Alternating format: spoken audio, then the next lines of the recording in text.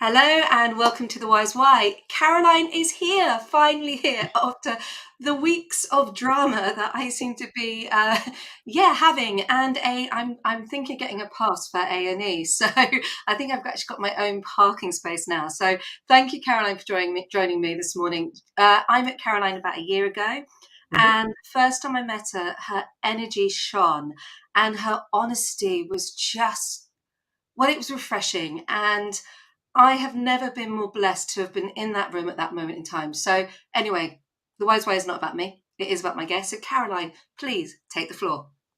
Good morning, and thank you, Kirsty. And you made quite the impression on your first appearance at that meeting as well. So it was lovely to meet you too. And we bumped into each other so often since.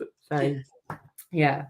Where would you like me to start? Well, actually, the thing about the Wise Way is about you. It's about you. You've got the most incredible career, but you've also overcome and achieved so much in your life. You know, your children, the way you've brought them up, the inspiration you are. So honestly, I think let's start at where your career came from, and just so we can get people warmed up and listening, but also about how you have really faced that hard. I mean, it's mental health week, so we may as well just deal with it, and how you have overcome some of the most horrific things in life and things that I can't imagine how you've dealt with it. So the floor is yours. Okay, so 25 years in hospitality. Wanted to be a chef because food seems to be at the baseline for everything for me. We celebrate with it, we commiserate with it. But I knew as a female it was going to be a challenge to get into being an executive chef. It was going to be a hard journey. So I went front of house, thoroughly enjoyed it because I've worked out I'm good with people. If people are in my world and I'm creating environments where they enjoy, they succeed, that's my why. That's what gives me my buzz. So, but hospitality is hard. Hours are long, and I decided after having my third child, Jake, that I would have a bit of a career change and moved over into radio. Loved radio. It's a brilliant environment to be in. Wonderful product, and that started a career journey into marketing, and that really I got the bug for marketing. Worked for a full service marketing agency. Started working with SMEs.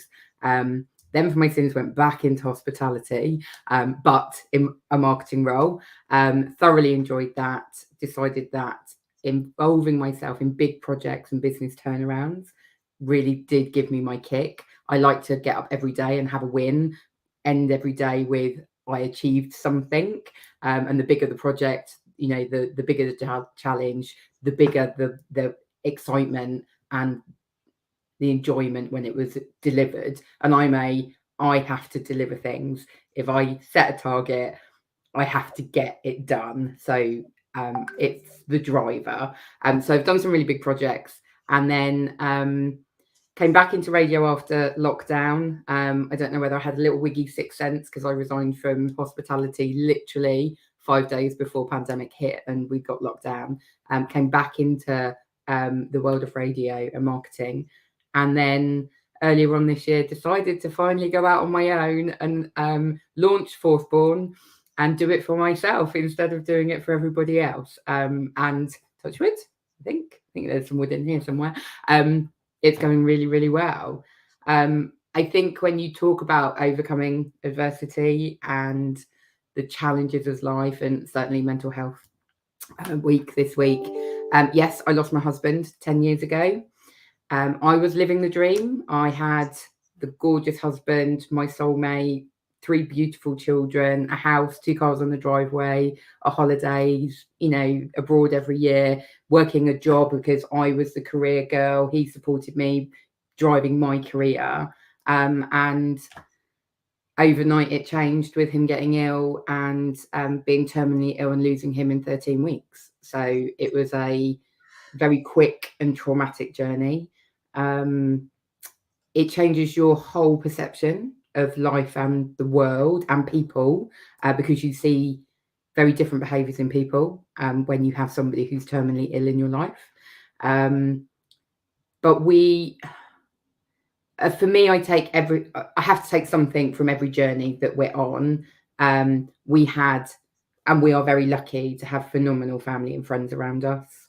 And we were very, very lucky that we had Sobel and Seesaw, two hospice and local charity, supporting us. And it was a turning point. And I'm not very good at asking for help. And at that point in my life, I didn't have a choice. I had to ask for help. And I'm so glad I did, because without both of those and our friends being involved, myself and the kids wouldn't be where we are today. And 10 years on, because I cannot believe that it is 10 years already, I have 3 thriving children who are fiercely independent, practical, energized, loving life, and George's one point, my husband's one point was, please do not let my death affect their dreams, because he lost his dad when he was 17 and it had quite a major impact on his life. And he just said, please do not let this moment of me going impact their dreams. And here right now, it's not, because they are well-rounded young adults living their lives. One's moved out already, one wants to move to Brighton, the other one's just battling his GCSEs. But we are a team, and that's, I think, where our strength comes from. That journey and the advice and the support we were given created that team environment, and now it's the 4 of us, and we get on with it, and we pick each other up, and we bolster each other when we need to. But they're my driver of, if they can do it, my God, can I do it? So I get up every day and I go to work, and I'm still a career girl, and I still want to achieve, and I still want to be present, and I want to own my grief, because it's a journey, it doesn't ever go away. I can be great one day, and then the anniversaries come and knock you off your feet, and you feel like you're right back there in the moment again. And then you have to get up the next day and you go back to it, and you put the face on and you go back out in the world, and you go, I'm here for a reason. I'm doing this for a reason, and I have value to add. So get on and do it. And that's where I'm at, and that's why I do, and probably why I work so hard and why I play so hard. And I live life for the moment, because 10 years ago, I was very happy, and the plan was that we always joked, we would be in our 80s, we'd be in rocking chairs somewhere, poking each other with our walking sticks, because we were just going to grow old together. And actually, that's not a given. And now I know that.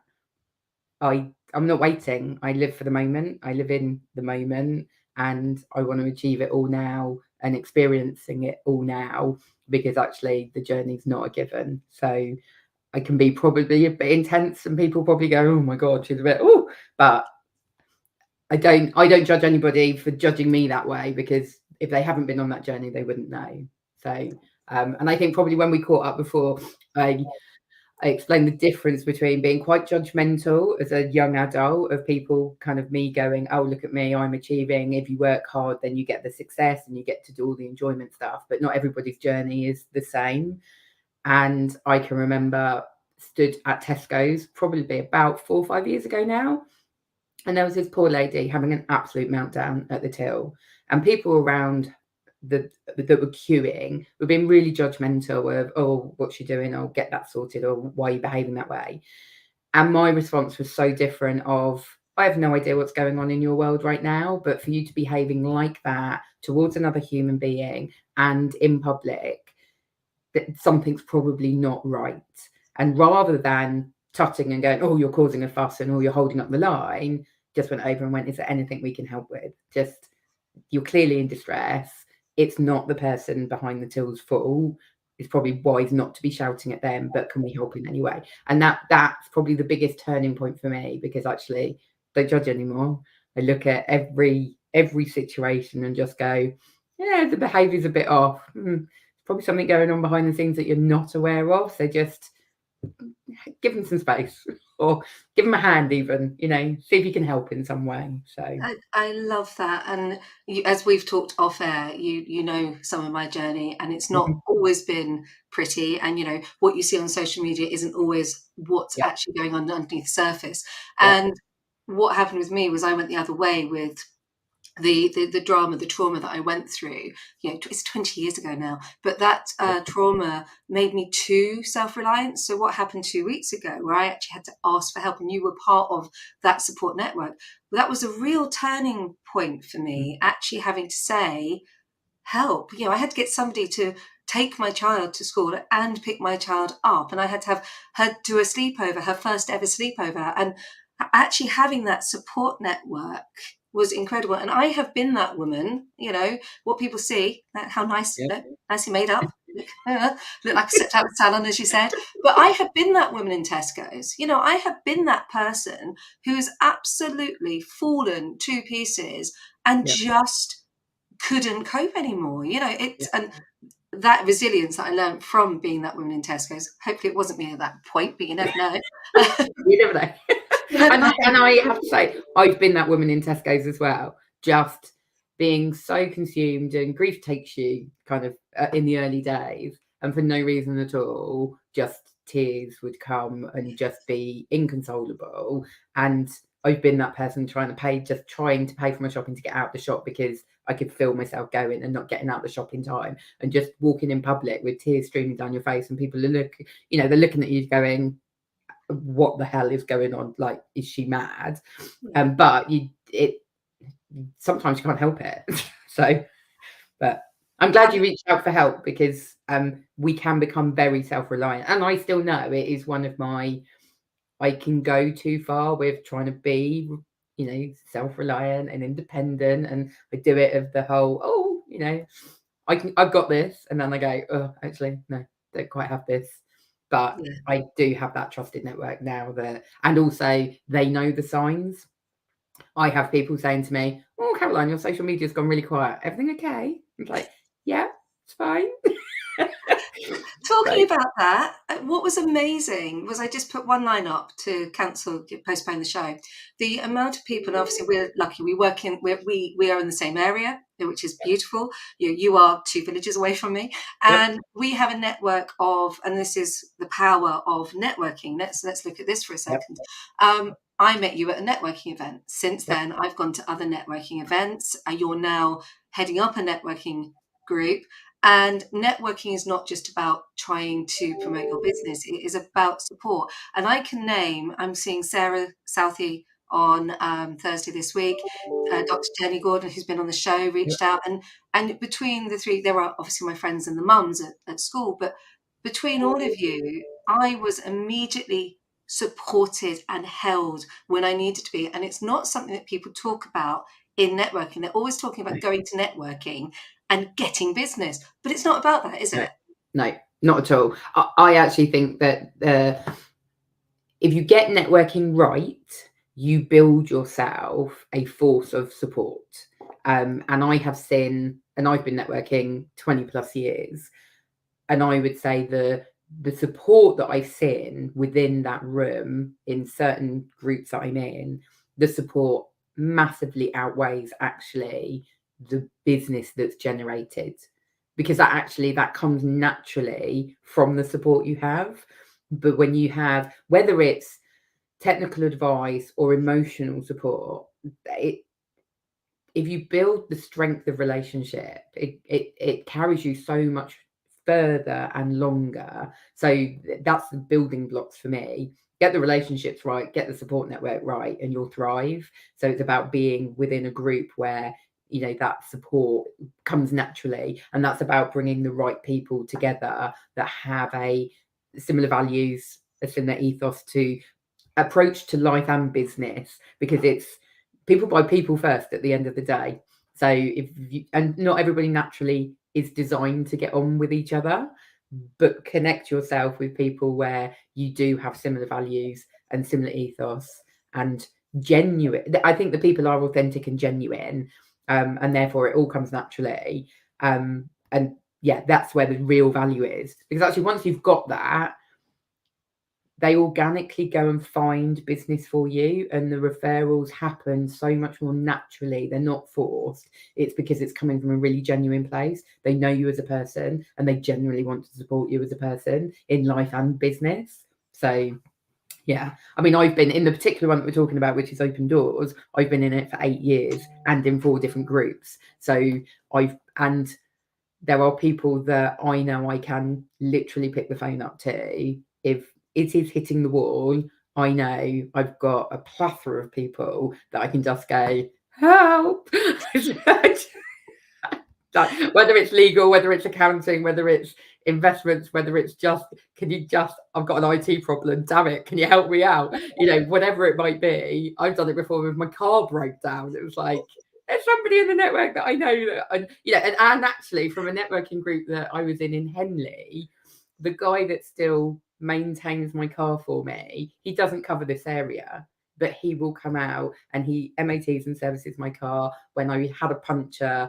Again, end of the phone call going, who do I call? And he's just like, this person, the number comes. So, and I haven't seen him for probably 3 years, but he turns up. If I ring him, he turns up and he just helps me out. So, I like to collect lovely people and just keep them very close. And that works for me anyway.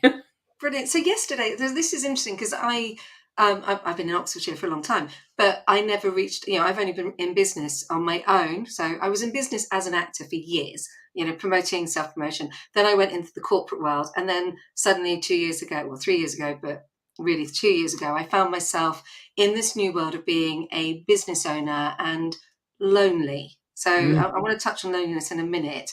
But yesterday, my whole network joined up because I joined the Tech Pixies with Joy Foster. Now, I wanted to come to the event that you ran yesterday, and I'd like to touch on that because it was really important. But I couldn't be there because actually I was coaching for Joy as a Tech Pixie. So it's just how this whole networking really joins up. And I just love that. Can you touch a little bit about your event yesterday, and then we'll touch on loneliness? Yeah, sure. So yesterday's event came about, and funnily enough, it all comes through partnerships. So I was working with Jack as their group marketing manager, and we went into partnership with Oxford City Football Club. Move on a year, I have opened Forthborn. So then have ended up actually having Oxford City as my client, doing strategy work for them and looking at the partnerships. I've come on board as their partnership manager. So as part of that project, I wanted to bring some events to the club and some value to our business club because we're building again. They're like-minded supporters of the club, but they also need a wider business connection. So we brought the business club together and we wanted to put on an event with a keynote speaker that deals with practical business stuff. We're all facing some challenges. We're facing challenges as individuals with cost of living and everything else that's going on. But in business and in that lonely environment, actually, of business, of actually sometimes just hearing it from somebody else and knowing that you're not in it on your own, and you just may need one word of inspiration. And I had met Joy.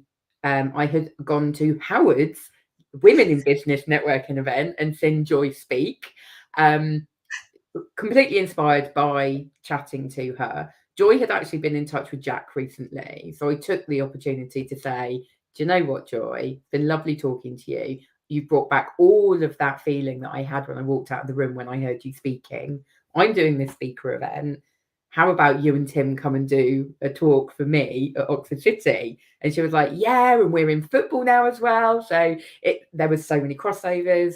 So that's how it all came about. And that was just through different conversations. And again, that bumping into each other, talking to each other, knowing contacts. We had, relevant contacts.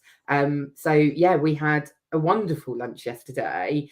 And Selfie from Jack hosted it for me. So I just brought in all of my different contacts, reached out to my networks who were the wonderful Oxford community that came and supported and gave us the numbers. And Tim and Joy were an absolute joy, so inspirational. And I have to say, my one takeaway, and it's so simple, there's just sometimes little things that and they spoke about a lot of things yesterday. Should have been a 40-minute talk. They spoke for an hour and 20. It just went on because people were enjoying it, which is always a great sign for a speaker event. was Joy talked about bamboo, and that you get an inch in the first year, you'll get an inch in the second year, you'll get an inch in the third year, and in the fourth, and then in the fifth year, it'll go 19 foot. And it was just one of those little moments where you just go, I'm a new business owner and I know I'm going to be looking for growth, and I'm going to have years where I'll probably stand still. But actually, that's something I know I'm going to fall back on and go, the foundations have to be right. And if I only get an inch for 4 years, but come year 5, I'm going to fly. Okay, I'm all right with that journey, because it's a journey. And it was just, little things, and hearing Tim talk about actually the reality behind, being an Olympic gold medalist, and that it's not all, glamorous, and it comes down to hard grit and toughing it out sometimes when you've got injuries, and the different dynamics of the team that really make it work. So yeah, we wanted it to be sports related. It's a football club and it's community minded, but I really wanted it to have tangible links to business, and actually the correlation between sports and business is phenomenal. And the other takeaway from Tim yesterday was every business should have a sports person in it, or have come from sports. So if you're thinking about your kids and getting them into sport, it's such a good training ground for business, because actually it gives you such skills for it. So yeah, and I'm glad, because I was really sporty and I was in loads of teams, hockey teams, netball teams, swimming teams, everything as a kid. So I kind of go, thanks, mum and dad. Didn't realise what you were doing at the time, making me do all of it. I was in a sports thing every single day of the week.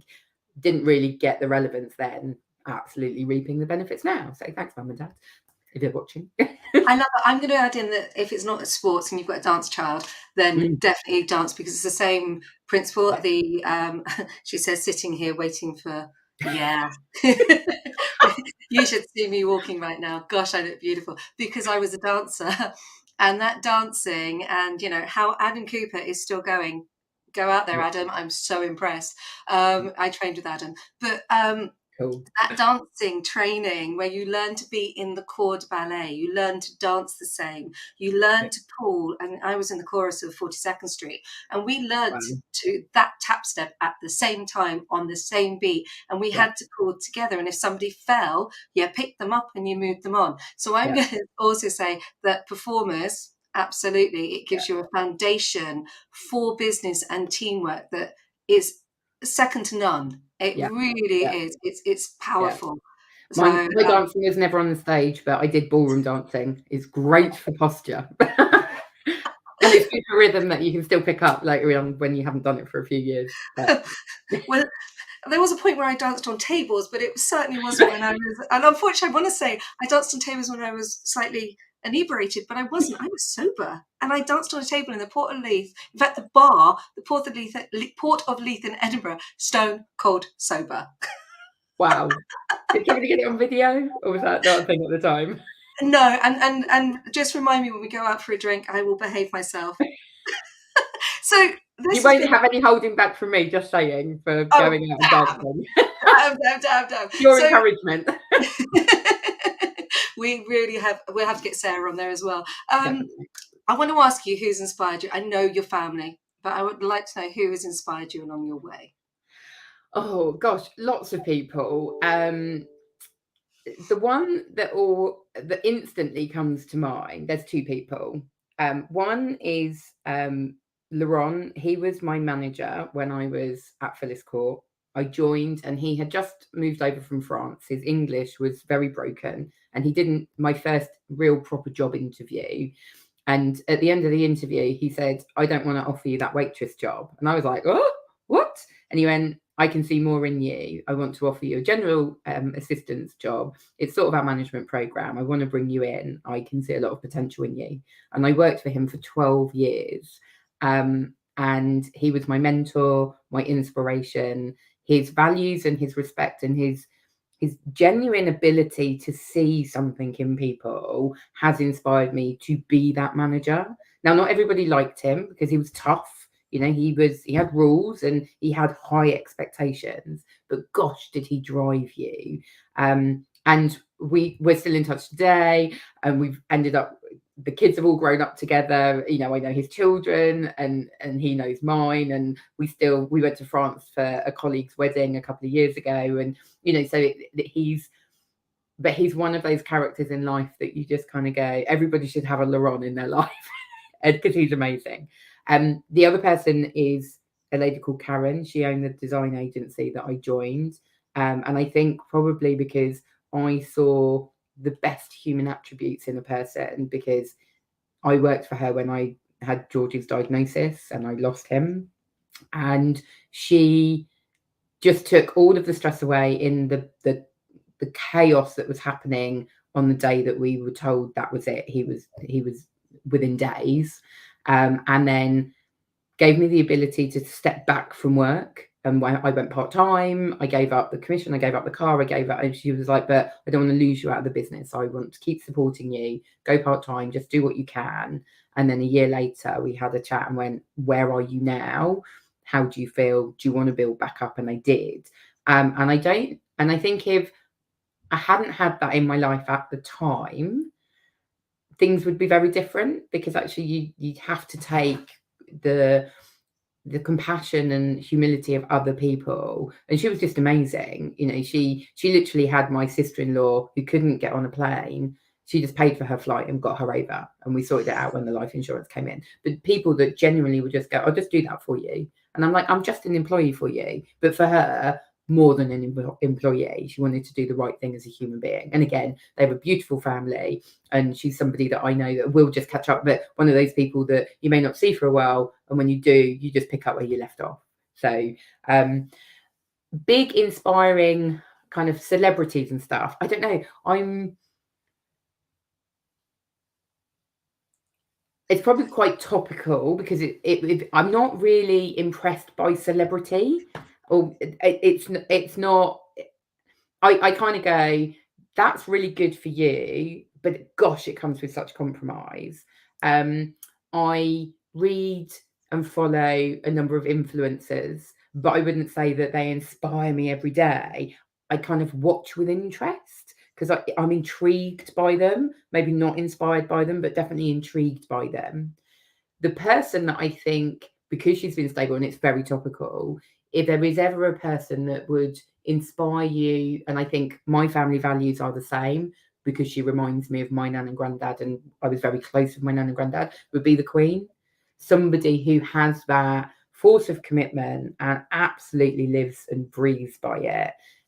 Is that stable that's always been there.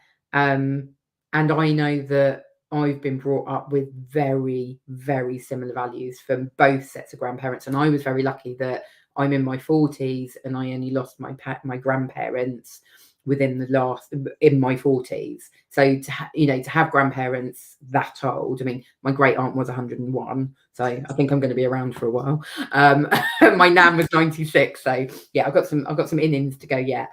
But they were hard and fast, and they were good financial planners. They were hard workers. They were self-educated, self-driven, but just and kind, and good cooks. All of them great cooks. So because it comes back to food at the end of the day. So yeah, probably the Queen would be my You've got a pedestal moment. Yeah, no, I love that, because I think I don't think we realised, and it is topical. I don't think we realised what the value was that she gave to us. Yeah. Particularly as women, that backbone that she gave us. Yeah. I don't think we realised until she passed, and we all went, "Oh, ooh." yeah." The stuff that everything that she stood for, the way, I mean, she really was inspirational on so many levels. And I had an employee when I was going through my rough time 20 years ago who did something similar to me, big picture. And I have to say thank you, because I wouldn't be here. They were prepared to pay for me, and put me up in a hotel if I needed it. Instead, I went somewhere else, which I won't. It's personal, but they were there, and they held me, and they kept me going, and they kept me employed, even when I was turning up and crying. I mean, I can remember the day that I realized that I had to make this big decision, and I went to work, and I stood selling computers. I sold 10. I saw 10 in PC World, and the manager in PC World, with tears running on my face. I think I had the sympathy vote, and it was Christoffin in PC World, and the PC World manager, Dixon's Curries, the Christoffin store manager went, I think it's now time to go home and you need to sort your life out. But I had to sort them out at the computers. But that employer stood by me, and it was very, very powerful. And thank you, big picture. So yeah. Don't share that very often. This is where you get to turn the questions and turn the table on me. I do want to ask you about your aha moment, but I'm going to leave that to the end. So you get to turn the questions on me. Cool. So you're still really fresh into your business journey, and we have talked about loneliness. We sort of touched on loneliness a little bit, and I'm probably experiencing the same things, but I'm only 7 months in. How do you deal with being a business owner and keeping yourself out of that lonely environment? Because you talk about support and stuff, and I know that you've got connections and you work with lots of different people, but how do you, is there a strategy to it or a structure to it, or does it just happen naturally? No, so 2 years on, and I will say it's 2 years on. So if you'd asked me this question 2 years ago, I would have said I've got my head down and I'm just busy. And I was busy building the brand. 2 years on, I now have a really, really lovely work-life balance. I try not, I will have to work at the weekends because I'm that school mum trying to run a business. So there is points where I work at the weekends, but what I do now do 2 years on is, apart from I've got everything scheduled and it's rolling forwards, I really schedule family time, and I prioritize family time at the weekend over everything else. And, there was on Wednesday when I picked our daughter up, I could have come upstairs and I could have sat at the PC, but I took the decision that actually, no, I'm going to be downstairs. I'm going to be with my family. And if I have to work, I'll work later. So realizing that I needed my family to alleviate that loneliness. And it wasn't loneliness as a business owner that I was experiencing. It was experiencing that fact that I'm stuck in a room looking at a PC, and actually I needed to get out of my business head and go back into being part of the family. So 2 years ago, head down working. My husband said to me, what are you working for? And it is back to Joy's Bamboo. I'm working for an inch. And this year, funny enough, so I've just done my tax for last year, and there's from the first year, I'm pretty impressed. The next year, I know there'll be a Bamboo. It's going to be an inch. Yep. And actually, I think I'm going to get about an inch and a half the year after that, which is quite exciting. But it is about now knowing that I need my daughter and I need my husband, and I need that to keep me on my business track, because I need to get out my business head. Yeah. It can become all consuming for sure. It does. So hopefully that was a kind of explain where I'm at now. But I want to hear about your aha moments, because catering to marketing, networking to running your own business is a big, brave old move to walk away from Jack and launch Forthborn. So I want to hear about your aha moments along the way, and that's where we'll finish. 2 aha moments, really. One, not surprisingly, was losing my husband and having to become a single parent and complete financial responsibility for house, home, children, everything. And for a long, long time, I had thought employment was safe. Employment meant that there was a wage at the end of the month, didn't have to worry about it, and I could focus on doing all of the lovely bits that I really like doing and didn't have to worry about any of the business bits that I don't quite find so enjoyable. And there was a moment in January, at the end of February, where I was made redundant, first time in a 40+ year career. Well, not quite 40, I'm not that old, 30+ year career. And it was a real moment of the only person that I can completely rely on to ensure financial security for me and my family is me. And I have to be in control of it. I have to drive it. I can grow it, and I want to now do it on my own terms, not by anybody else's rules. I want to choose who I work with and how I work with them. I want to walk away with that moment of my why for my business is I want to add value to somebody else's business. I've got to the point in life where I've got enough experience behind me. It's right for some, it won't be right for others, but I choose to work with the people that get me. I had some strapline ideas when I launched the business of I'll put a rocket up your arse and I will get shit done. Wasn't allowed either of them with my design agency that just kind of curved me back into something that's actually PC enough that I can put on everything and not have any challenges anywhere. But the people that I meet know who I am and how I am. And love the fact that they go, do you know what? Actually, I need somebody to put a rocket up my arse. So you are the right person. So I choose to work with people like that because when I do, and I get, where's the accountability? I won't go into something unless I'm going to make it happen. So we're not going to set this journey and then not make it happen. And so therefore there'll be some challenges along the way. Are you up for that? And I won't enter it unless they go, yeah, disclaimer, I'm up for it. Kick my ass, it's fine. So, and we have a laugh about it. Might have to have a glass of wine about it as well.